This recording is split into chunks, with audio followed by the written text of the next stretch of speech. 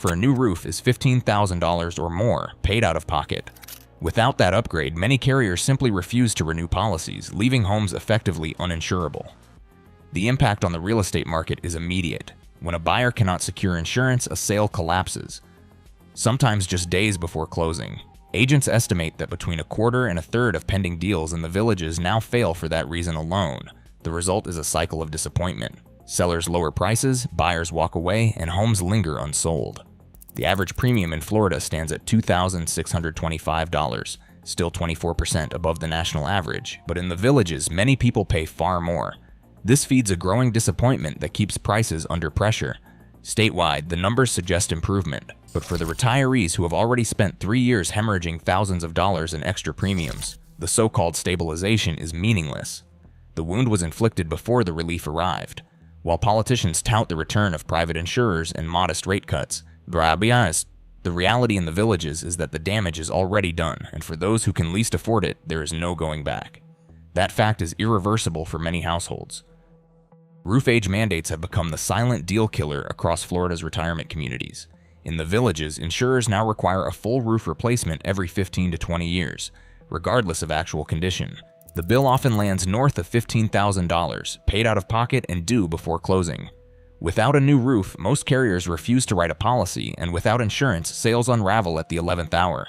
Local agents estimate that between 25 and 33% of pending deals in the villages collapse for this reason alone. It is not just a matter of price, it is a matter of insurability. These hurdles are not confined to the villages. Sun City Center, with a population of about 36,500, is facing even steeper declines. By October 2025, the median price there had dropped 9.82% year over year. Homes in Sun City now sit unsold for an average of 82 days. Condos, once seen as a safe bet for downsizers, have seen their average list price fall from $230,000 to $197,000, a 14% drop in just 12 months. The same pattern repeats. Aging infrastructure meets rising insurance scrutiny, and every failed sale adds to the inventory backlog. Del Webb communities across the state, in Ocala, Orlando, and Sarasota, follow the same script. Monthly HOA fees range from $204 to $500 per month, and while newer construction offers a temporary buffer against insurance denials, the underlying model remains unchanged.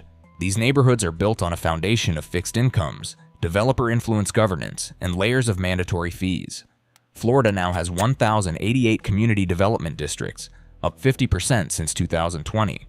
Each district carries the same risk profile: perpetual assessments, limited resident control, and an aging population with shrinking financial flexibility. Lawmakers in Tallahassee are well aware of the pitfalls. One state senator, pressed on the issue, said he would never want to live in one of these districts. The caution is not just about fees or insurance, it is about the lack of recourse. Community development district assessments survive foreclosure, sale, and even inheritance.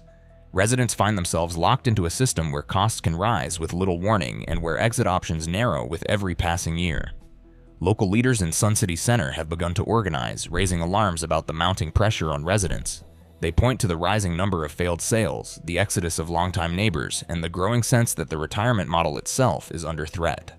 For many, the dream of a stable, low-cost retirement in Florida is being replaced by a reality of unpredictable bills and dwindling options. The numbers in the villages may grab headlines, but the pattern is statewide, and for thousands of retirees, the consequences are personal and immediate.